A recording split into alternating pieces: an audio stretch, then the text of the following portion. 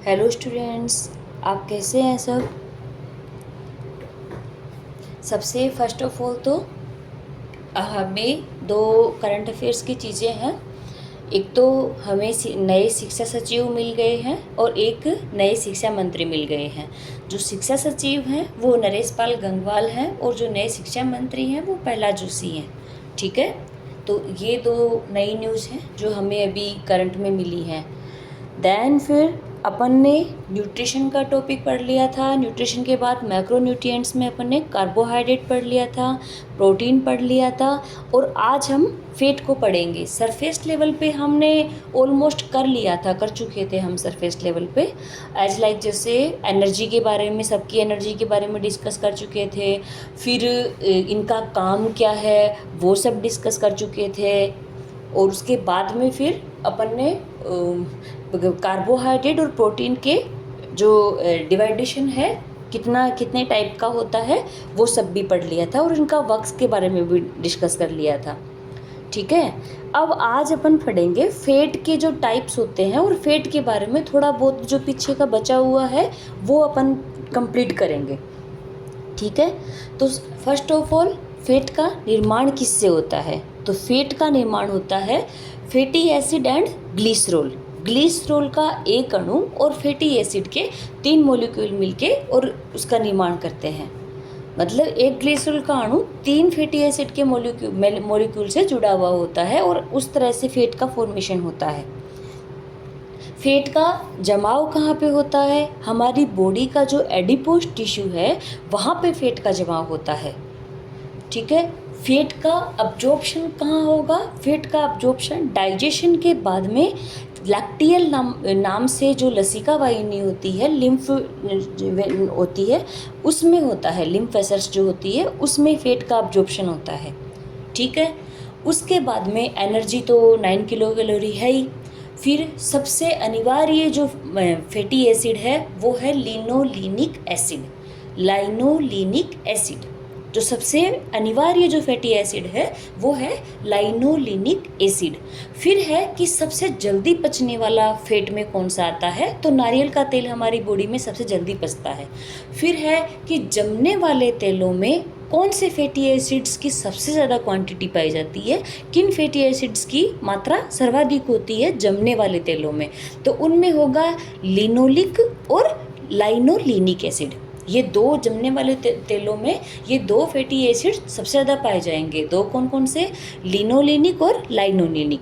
फिर है कि न सूखने वाले तेलों में जो सूखते नहीं हैं, न सूखने वाले तेलों में किस वसीय अम्ल की सर्वाधिक मात्रा पाई जाती है, तो उनमें होगा ओलिक अम्ल। अब है कि जो ट्रांस फैट है वो कैसे बनता है, क्योंकि ट्रांस फैट ही हमारी बॉडी को, जंक फूड हो या ट्रांस फैट हो, यही हमारी बॉडी को सबसे ज़्यादा हार्म करते हैं, एलडीएल की क्वांटिटी को बढ़ाते हैं। तो ट्रांस फैट बनता कैसे है, तो जो वनस्पति तेल होता है, वनस्पति तेल को हाइड्रोलाइज करके, पार्शियल हाइड्रोलाइजेशन करके उसको अपन को उस ट्रांस फैट को बनाया जाता है, जो ये डालडा वगैरह मिलता है। तो ये बनता कैसे, वनस्पति तेल से ही बनता है। जो भी ये बटर वगैरह अपन परचेज करते हैं प्लस डालडा वगैरह यूज करते हैं, तो वो सारा कौन किससे मिलता है, वनस्पति तेल का हाइड्रोजनेशन करके उसके बाद बनता है। और जो वसा के अणु जो जुड़े हुए होते हैं, ग्लिसरॉल और वसा के अणु जो जुड़े हुए होते हैं, उनमें आपस में एस्टर बॉन्ड होता है। कौन सा बॉन्ड होता है, एस्टर बॉन्ड। ठीक है, तो बेसिक अगर लेवल पे बोलूँ तो क्या क्या, तो एनर्जी का सबसे पहले वो डिस्कस हो गया। बना किससे होता है, वसीय अम्ल ग्लिसरॉल से। एक अणु ग्लिसरॉल का, 3 अणु वसीय अम्ल के होंगे। फिर जहाँ जमा कहाँ होगा, एडिपोज टिश्यू में जमा होगा। अवशोषण कहाँ होगा, लैक्टियल नामक लसिका वाहिनी में होगा। अनिवार्य वसीय अम्ल कौन सा होगा, लाइनोलिनिक अम्ल होगा। फिर जमने वाले तेलों में कौन से वसीय अम्ल सबसे ज़्यादा पाए जाएंगे, तो लिनोलिक और लाइनोलिनिक। फिर है कि न सूखने वाले जो तेल हैं उनमें कौन सा वसीय अम्ल पाया जाएगा, ओलिक अम्ल। फिर है कि सबसे जल्दी डाइजेस्ट कौन सा होता है, तो उसमें नारियल का तेल आएगा। हमें सबसे कम कौन सा फैट यूज करना चाहिए, ट्रांस फैट और जंक फूड। ठीक है, उसके बाद में कि बेसिक लेवल पे काम वैसे मैं कर चुकी हूँ, डिस्कस कर चुकी हूँ, और एक एस्टर बॉन्ड इसका भी है कि आपस में वसीय अम्ल कौन से बॉन्ड से जुड़े हुए होते हैं, तो एस्टर बॉन्ड से जुड़े होते हैं। अब है वर्क की बात, तो वर्क का जनरली बेसिक लेवल पे मैं बता चुकी हूँ, लेकिन फिर भी एक सरफेस लेवल पे बोलें तो वसा हाइड्रोफिलिक प्रकृति की होती है, जल रोधक प्रकृति की होती है। और दूसरी बात कि भाई ये क्या करती है, हमारी जो ऑर्गन्स होते हैं उन ऑर्गन्स के ऊपर कोटिंग करके रखती है, एक कवरिंग करके रखती है, ताकि जब भी हम स्लिप हो जाएं या हमारा एक्सीडेंट हो जाए तो कुछ भी अगर ऐसा हो तो हमारा प्रोटेक्शन कर पाए। तो उस वजह से फैट हमारे बॉडी में क्या करती है, हमारे बॉडी के जितने भी ऑर्गन्स हैं, जितने भी सॉफ्ट ऑर्गन्स हैं, उनको प्रोटेक्शन देने के लिए उनके ऊपर कवरिंग करके रखती है। एज लाइक जैसे हार्ट हो गया, लीवर हो गया, लंग्स हो गए, किडनी हो गई, पैनक्रियाज हो गए, तो इन सब के ऊपर एक परत बना देगी, डबल लेयर का निर्माण कर देगी, और उसके ऊपर जो टिश्यू फैटी टिश्यूज़ हैं उनमें वो जमा हो जाएगी, जिनको अपन एडिपोज टिश्यू कहते हैं। तो उनमें जमा होके और एक डबल लेयर का फॉर्मेशन कर देगी, जिसकी वजह से ये एक सुरक्षा कवच की तरह काम करेगी। ठीक है। अब है कि थर्ड काम इसका है एनर्जी गिविंग का, जो 9 किलो कैलोरी एनर्जी देता है। उसके बाद है टेम्परेचर को बैलेंस करती है, हमारी बॉडी का जो टेम्परेचर, मतलब जब गर्मियाँ होती है तो फैट हमें गर्मी नहीं लगने देता है, पसीने के थ्रू उसको अंदर की गर्मी को निकाल देता है। एंड जब सर्दियाँ चल रही होती हैं तो हमारे ऊपर डबल लेयर की कोटिंग करके हमें सर्दी भी नहीं लगने देता। इस वजह से जो पतले लोग होते हैं उनको सर्दियों में सर्दी ज़्यादा लगती है और गर्मियों में गर्मी ज़्यादा लगती है। उसका यही रीज़न है कि भाई उनके ऊपर वो फैट की कोटिंग नहीं होती है। फिर है चौथा काम है कि जो वसा में घुलनशील जो विटामिन है, वसा में घुलनशील कौन कौन से विटामिन है, ए, डी, ई एंड के। जो जल में घुलनशील है वो बी एंड सी, और जो वसा में घुलनशील है वो ए, डी, ई एंड के, ये सारे वसा में घुलनशील हैं। तो जो वसा में घुलनशील विटामिन्स हैं उनके ऊपर भी ये उनको भी स्टोर करने का काम करता है। तो अगर बॉडी में फैट ही नहीं होगी तो जो वसा में घुलनशील विटामिन हैं वो कहाँ पे जाएंगे, तो वो स्टोर ही नहीं होंगे, वो पूरे बॉडी पूरा आउट कर देगी। तो आप कितना भी चाहे खा लो, लेकिन अगर हमारे बॉडी में फैट नहीं है तो वो जमा ही नहीं होंगे बॉडी में। तो इसलिए जो भी वसा में घुलनशील विटामिन है उनको ये स्टोर करके रखती है ताकि उसको कर ले। फिर है कि वसीय अम्लों को देती है, बॉडी को वसीय अम्ल प्रदान करता है, चाहे वो आवश्यक है अनावश्यक है। तो जितने भी वसीय अम्ल हैं उनको सबको प्रदान करता है, चाहे संतृप्त हैं चाहे असंतृप्त हैं, सारे जितने भी वसीय अम्ल हैं वो हमारी बॉडी को गिविंग करने का काम करती है। ठीक है, ये फैट के कार्य हो गए। अगर कमी हो जाएगी तो क्या होगा, तो कमी हो जाने पे झुर्रियाँ लटक जाएंगी, अपना विटामिन्स का स्टोर नहीं हो पाएगा, फ्रैक्चर का चांस ज़्यादा रह जाएगा, एनर्जी बॉडी में कम रहेगी, और अपना जो बॉडी का अदर काम है अब टिश्यूज़ को रिपेयर करना और कहीं ना कहीं ब्रेन डेवलपमेंट में भी सहायक होती है, तो वो चीज़ें सारी की सारी नहीं हो पाएंगी। अब है कि वसा के टाइप्स कितने होते हैं, फैट के टाइप्स कितने होते हैं। तो एक तो सिंपल हो गया, एक कंपाउंड हो गया और एक व्युत्पन्न हो गया। तो सिंपल में जो आएंगे उनमें कौन कौन से, सरल वसा में वो फैट आएगा जिनमें सिंगल बॉन्ड से जुड़े हुए होते हैं। जितने भी कार्बन के मॉलिक्यूल्स हैं उनमें आपस में सिंगल बॉन्ड होता है, वो सरल वसा में आएंगे। जैसे अपना मोम हो गया, ये अपना ठोस और द्रव्य जो होता है, वसा और तेल जो होते हैं वो आएंगे और मोम आ जाएगा। उसके बाद है कंपाउंड में क्या होता है कि वसा और कार्बोज के साथ में कोई तीसरा मॉलिक्यूल और ऐड हो रखा है। वसा और कार्बोज तो है ही हैं, बाकी उनके अलावा एक तीसरा मॉलिक्यूल और ऐड होके उसको कंपाउंड फॉर्मेशन दे रहा है, तो उसको अपन कंपाउंड वसा बोलेंगे, कंपाउंड फैट बोलेंगे। तो जैसे एक एग्जांपल के लिए बोलूँ तो इट्स लाइक कि वसा और कार्बोज के साथ में जब सल्फ्यूरिक अम्ल मिल जाएगा तो सल्फोलिपिड कहलाएगा। वसा और कार्बोज के साथ में जब ग्लिसरॉल मिल जाएगा तो ग्लाइकोलिपिड कहलाएगा। वसा और कार्बोज के साथ में जब फास्फोरिक एसिड और नाइट्रोजन युक्त क्षार मिल जाएंगे ग्लिसरॉल के साथ में, तो फिर फास्फोलिपिड कहलाएगा। और वसा और प्रोटीन आपस में मिल जाएंगे तो लाइपोप्रोटीन कहलाएगा। समझ गए? अब है व्युत्पन्न वसा। व्युत्पन्न वसा इन द सेंस कि जल अपघटन से या एंजाइम्स की क्रिया होने से एक नया ही फॉर्मेशन हो रहा है। समझ गए कि भाई एक नई ही चीज़ फॉर्मेशन हो रही है, तो वो व्युत्पन्न वसा में आएगी। व्युत्पन्न वसा में कौन कौन सी चीज़ें आएंगी? जैसे वसीय अम्ल हो गया, ग्लिसरॉल हो गया, स्टीरोल हो गया, कोलेस्ट्रॉल हो गया, आर्गोस्ट्रॉल हो गया। ये सारे किस में आएंगे? व्युत्पन्न वसा में।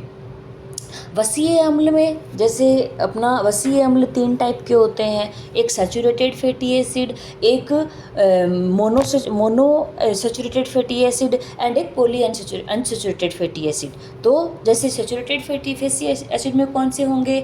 जिनमें सिंगल बॉन्ड होगा और जो रूम टेम्परेचर में ठोस अवस्था में पाए जाएंगे, जो रूम के टेम्परेचर में बेसिक 20 डिग्री सेंटीग्रेड पे ठोस अवस्था में मिलेंगे। जैसे मान लो नारियल का तेल हो गया, घी हो गया, मक्खन हो गया, ताड़ का तेल हो गया, पशु की चर्बी हो गई। तो ये सारे के सारे सैचुरेटेड फैटी एसिड हैं जो रूम टेम्परेचर पर ठोस अवस्था में मिलेंगे, और ये 10% एनर्जी गिविंग का काम करते हैं फैटी एसिड्स में। समझ गए? और इनमें सब में सिंगल बॉन्ड होता है, और ये सारे के सारे हमारी बॉडी को हार्म करते हैं। ये एलडीएल का लेवल बढ़ाते हैं। हमारी बॉडी में कोलेस्ट्रॉल 2 तरह का होता है, एक एचडीएल और एक एलडीएल। जो एचडीएल होता है वो अच्छा वाला होता है, और एलडीएल होता है वो नुकसान वाला होता है। तो एचडीएल की जो नॉर्मल वैल्यू होनी चाहिए वो हमेशा 50 से ऊपर होनी चाहिए, और जो एलडीएल की वैल्यू है वो हमेशा 130 से नीचे होनी चाहिए। तो ये जो सैचुरेटेड फैटी एसिड्स है ना, ये सारे के सारे क्या करते हैं? एलडीएल का लेवल बढ़ाते हैं। इसलिए जितना कम हो सके उतना हमें इसको अब करना चाहिए, खाना चाहिए, इनटेक करना चाहिए, क्योंकि ये सारे के सारे एलडीएल का लेवल बढ़ा के कोलेस्ट्रॉल जमा कर देंगे बॉडी में, और कोलेस्ट्रॉल जमा होने के बाद में वो हार्ट अटैक के चांसेस बढ़ जाएंगे। अब है मोनो अनसैचुरेटेड फैटी एसिड। तो मोनो अनसैचुरेटेड फैटी एसिड में जिनमें डबल बॉन्ड पाया जाता है, कार्बन कार्बन के बीच में एक डबल बॉन्ड मिलेगा। जैसे मान लो सरसों का तेल हो गया, जैतून का तेल हो गया, मूंगफली का तेल हो गया, काजू बादाम हो गए। समझ गए? तो इनमें सब में क्या होगा? कार्बन कार्बन के बीच में एक डबल बॉन्ड मिलेगा। 2 नहीं मिलेंगे, सिर्फ एक मिलेगा। इसको अपन मोनो अनसैचुरेटेड फैटी एसिड कहेंगे। अनसैचुरेटेड क्यों हुआ? क्योंकि डबल बॉन्ड जब सिंगल बॉन्ड में कन्वर्ट होगा तो उसको कुछ ना कुछ जुड़ने के लिए चाहिए होगा, तो वो सैचुरेटेड है नहीं। अगर सैचुरेटेड होता तो उसमें सिंगल बॉन्ड होता। तो मोनो अनसैचुरेटेड मतलब एक ही डबल बॉन्ड है। डबल बॉन्ड तो है, अनसैचुरेटेड तो वो है, लेकिन एक ही डबल बॉन्ड है। समझ गए? तो उसमें होगा, अब मिलेंगे कौन कौन से? सरसों का तेल हो जाएगा, मूंगफली का तेल हो जाएगा, जैतून का तेल हो जाएगा, अपना काजू बादाम हो जाएंगे, ये सारे उसमें आ जाएंगे। ये क्या करते हैं? सरसों का तेल वगैरह, मूंगफली का तेल और जैतून का तेल है, ये क्या करते हैं? एचडीएल को तो जितना है उतना ही रखते हैं। जो लेवल एचडीएल का चल रहा होता है ना, उतना का उतना ही रखते हैं एचडीएल को तो, और एलडीएल को बढ़ने नहीं देते। तो ये हमारी बॉडी के लिए सबसे फायदेमंद होता है।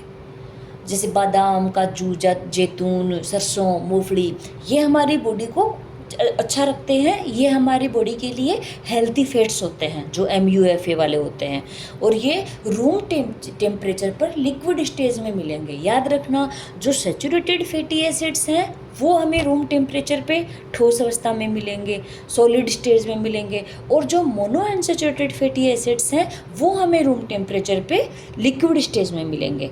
समझ गए? अब है कि और दूसरा ये HDL को तो जितना है उतना ही रखेंगे, और LDL को बढ़ने नहीं देंगे। इसीलिए अपन मोस्टली ज़्यादातर यही कहते हैं कि जैतून और सरसों का तेल यूज करना चाहिए, उसका यही रीज़न होता है। फिर है कि PUFA में कौन कौन से आएंगे? PUFA की फुल फॉर्म क्या है? Poly unsaturated fatty acid. और PUFA में आएंगे कौन कौन से? जिनमें 2 या 2 से अधिक डबल बॉन्ड है। याद, मोनो अनसैचुरेटेड फैटी एसिड में केवल एक ही डबल बॉन्ड था, लेकिन पॉली अनसैचुरेटेड फैटी एसिड्स में 2 या 2 से अधिक डबल बॉन्ड हैं। आएंगे कौन कौन से इसमें, सूरजमुखी आज का तेल आ जाएगा, सोयाबीन आ जाएगा, अलसी आ जाएगा, मछली का तेल आ जाएगा। और ये इसमें बहुत अच्छे तरीके से ये हमारी बॉडी में कोलेस्ट्रॉल को कम करते हैं।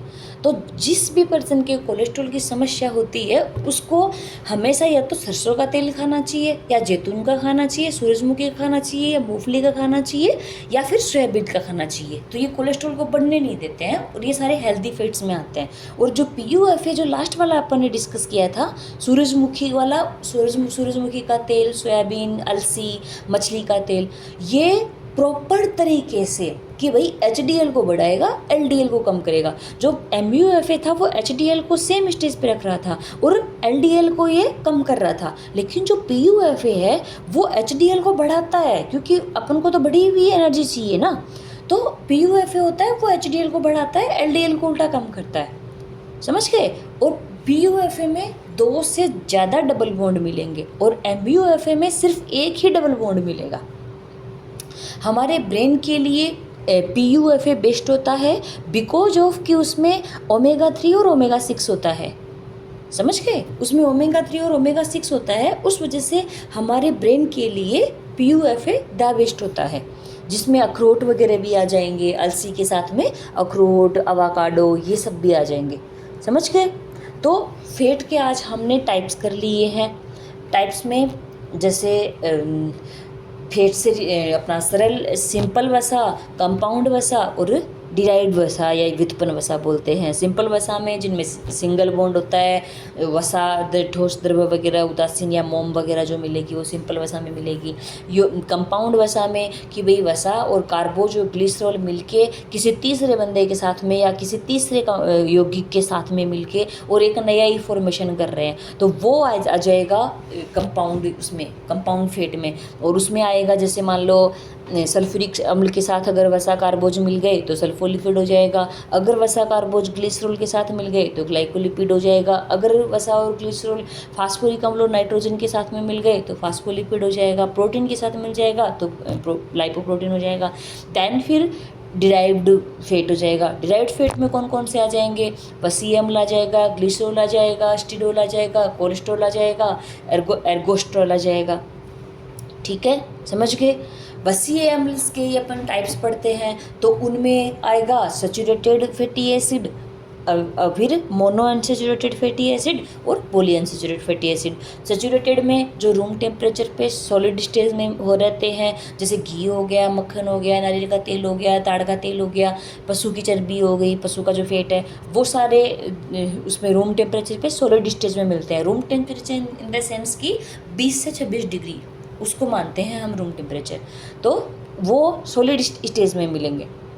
फिर है कि अपना ये बॉडी के लिए हार्म भी करते हैं और ये LDL का लेवल बढ़ाते हैं। फिर MUFA mono unsaturated fatty acid, तो उसमें जैसे अपना जिनके कार्बन कार्बन के बीच में एक सिंगल डबल बॉन्ड मिलेगा और उसमें सरसों का तेल हो गया, जैतून का तेल हो गया, अपना मूंगफली का तेल हो गया, काजू बादाम हो गए, ये सारे अपने MUFA में आएंगे। और इनका काम क्या है, HDL को सेम रखेगा, LDL को बढ़ाएगा, LDL को कम करेगा, सॉरी HDL को सेम रखेगा, LDL को कम करेगा। फिर आते हैं PUFA poly unsaturated fatty acid, तो उनमें कौन कौन से आएंगे, जिनमें 2 से ज़्यादा डबल बॉन्ड होंगे कार्बन कार्बन के बीच में। और आएंगे कौन कौन से, सूरजमुखी हो गई, सोयाबीन हो गया, अलसी हो गया, अखरोट हो गया, अवाकाडो हो गया, मछली का तेल हो गया, ये सारे इसमें आएंगे। और ये कोलेस्ट्रॉल को प्रॉपर तरीके से कम करते हैं, एकदम प्रभावी तरीके से कम करते हैं। और इनमें सबसे ज़्यादा क्या पाया जाता है, ओमेगा 3 और ओमेगा 6। तो जाहिर सी बात है ओमेगा 3 और ओमेगा 6 आएगा तो ये ब्रेन डेवलपमेंट के लिए द बेस्ट रहेगा, क्योंकि जहाँ ओमेगा 3 और ओमेगा 6 आएगा वहाँ ब्रेन डेवलपमेंट के लिए अच्छा रहेगा। ओमेगा 3 में कौन सा होता है, लिनोलेनिक वसीय अम्ल होता है, और ओमेगा 6 में कौन सा होता है, लिनोलिक। याद रखना, लिनोलिक अलग है और लाइनोलिनिक अलग है। जो ओमेगा 3 है उसमें लाइनोलिनिक है और ओमेगा 6 में लिनोलिनिक है। समझ गए। तो ये इसमें अखरोट, बादाम, काजू, इनमें सब में होते ही हैं ओमेगा 3 और ओमेगा 6, अलसी वगैरह में, इनमें मांस, अंडे में भी ये होते हैं। फिर जो अपना और जो अम्ल हैं जो इतना ज़्यादा आवश्यकता नहीं होती है, हमारी बॉडी को बहुत ज़्यादा आवश्यकता नहीं होती है, तो उनमें जैसे पाम ऑयल हो गया, पामिटिक अम्ल, ओलिक अम्ल, लोरिक अम्ल, ये जो दूध मक्खन वगैरह में होते हैं वो सब उसमें पाए जाएंगे। बाकी जैसे अपन मछली वगैरह अपन खाते नहीं है, लेकिन ब्रेन डेवलपमेंट के लिए हम मछली बहुत ज़्यादा फ़ायदेमंद होती है, क्योंकि उसमें ओमेगा 6 वगैरह ये सब चीज़ें पाई जाती हैं। जो आवश्यक फैटी एसिड होते हैं ना, जो एसेंशियल फैटी एसिड्स होते हैं, वो मछली में भी मिलते हैं, अंडे में भी मिलते हैं, और अपना ये मछली का जो यकृत का तेल होता है उसमें भी मिलते हैं, जौ में, मक्का में, सूरजमुखी में, इन सब में मिलता है, और ये हमारे ब्रेन डेवलपमेंट के लिए आवश्यक होते हैं। जैसे अपना सबसे ज़्यादा तो आवश्यक होंगे ओमेगा 3 और ओमेगा 6। जैसे अपन ने स्टार्टिंग में भी ये चीज़ डिस्कस की थी कि हमारी बॉडी को सर्वाधिक अनिवार्य अम्ल कौन सा है, तो वहाँ लाइनोलिनिक आया था, जिसको अपन ओमेगा 3 कहते हैं। और वैसे देखें बेसिक लेवल पे तो दोनों ही आएंगे, ओमेगा 3 भी आएगा एंड ओमेगा 6 भी आएगा। 6 में लिनोलिनिक आएगा और ओमेगा 3 में लाइनोलिनिक आएगा। अब है कुछ बचा नहीं, कुछ नहीं बचा, फेट में कुछ नहीं बचा है। फेट अपना लगभग कंप्लीट हो गया है, और वसीय अम्ल भी कंप्लीट हो गए हैं। आवश्यक वसीय अम्ल और गैर आवश्यक या जो आवश्यक नहीं है वो, और ओमेगा 3 वाला। तो फेट अपना आज कंप्लीट हो गया है, और कल अपन वाटर को करेंगे, ठीक है। जो मैक्रो न्यूट्रिएंट्स थे उनमें अब वाटर बचा हुआ है, कार्बोहाइड्रेट हो गया, प्रोटीन हो गया, और अपना फैट हो गया, और अब जल बचा हुआ है जो मैक्रो न्यूट्रिएंट्स में। उसके बाद में फिर माइक्रो न्यूट्रिएंट्स का नंबर आ जाएगा, जो विटामिन्स और मिनरल्स हैं। दूसरा है कार्बनिक यौगिक और अकार्बनिक यौगिक। तो ये जितने भी हैं ना, कार्बोहाइड्रेट हो गया, प्रोटीन हो गया, और वसा हो गया, और विटामिन हो गए, ये चारों के चारों कार्बनिक यौगिक में आते हैं। और बाकी जो बचे हुए हैं वो अकार्बनिक में आएंगे। कार्बनिक यौगिक कौन से होते हैं? जिनको जलाने पे पीछे कुछ नहीं बचता, तो इनको जलाने पे पीछे कुछ नहीं बचता। हालांकि जब कार्बोहाइड्रेट की एब्सेंट में जब फैट जलती है तो कीटोन बॉडीज बनते हैं, जिससे बॉडी में कीटोसिस हो जाता है। कि जैसे अपन फास्टिंग में होते हैं या जो लोग अनशन पे होते हैं, तो कभी भी नोटिस किया होगा उनका कीटोन बॉडी चेक करते हैं उनकी बॉडी में, क्योंकि जैसे ही हम कार्ब्स लेना बंद कर देंगे ना, तो फैट जलना शुरू हो जाएगी, और जैसे ही फैट अकेली जलना शुरू हो जाएगी ना, तो वो कीटोन बॉडीज़ का फॉर्मेशन स्टार्ट कर देगी, जिसको अपन कीटोसिस, उस प्रोसेस को अपन कीटोसिस बोलते हैं। तो वो जलेगी। बाकी जब ये तीनों जब जल जाते हैं ना कंप्लीटली, तो पीछे कुछ नहीं बचता है, चाहे विटामिन है, चाहे कार्बोहाइड्रेट है, चाहे प्रोटीन है, चाहे वसा है। तो इनके जलने के बाद में पीछे कुछ नहीं बचता, उस वजह से इनको अपन कार्बनिक अम्ल बोलते हैं। और बाद में जो अपना है ना अकार्बनिक, उसमें सारे पीछे बचे हुए आ जाएंगे। तो अपन नेक्स्ट क्लास में अपन पढ़ेंगे वाटर को, और मेरे हिसाब से 10-15 मिनट का ही टॉपिक है। वाटर वाला टॉपिक ज़्यादा कोई बड़ा नहीं है, 10-15 मिनट का ही है। और दूसरा, उसके बाद में शायद अपन नेक्स्ट क्लास में ही मेरे हिसाब से अपन विटामिन्स वगैरह को कंप्लीट कर लेंगे, जितना भी हो पाएगा। एज लाइक फैट सोल्यूबल अपन या वाटर सोल्यूबल, दोनों में से वाटर सोल्यूबल ज़्यादा बड़ा है, तो फैट सोल्यूबल अपन कर लेंगे। वाटर के साथ ही अपन फैट सोल्यूबल नेक्स्ट क्लास में कर लेंगे, ठीक है। ओके बच्चों, बाय बाय।